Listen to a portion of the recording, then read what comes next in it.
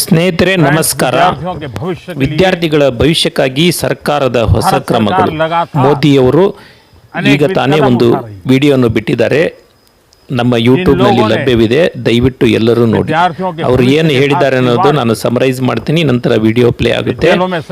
ಆರಂಭದಲ್ಲಿ ಪ್ರಶ್ನೆ ಪತ್ರಿಕೆ ಸೋರಿಕೆಯಾಗಿದ್ದರೆ ಅದು ಲಕ್ಷಾಂತರ ವಿದ್ಯಾರ್ಥಿಗಳ ಕನಸನ್ನು ಹಾಳು ಮಾಡಬಹುದು ಎಂದು ಹೇಳಿ, ನಂತರ ವಿವರಣೆಯಲ್ಲಿ ವಿದ್ಯಾರ್ಥಿಗಳ ಭವಿಷ್ಯವನ್ನು ಗಮನದಲ್ಲಿಟ್ಟುಕೊಂಡು ಭಾರತ ಸರ್ಕಾರ ವಿಶ್ವ ಪ್ರಸಿದ್ಧ ತಂತ್ರಜ್ಞಾನ ತಜ್ಞ ನಂದನ್ ನೀಲಕೇಣಿ ಅವರ ನೇತೃತ್ವದಲ್ಲಿ ತಜ್ಞರ ಸಮಿತಿಯನ್ನು ರಚಿಸಿದೆ.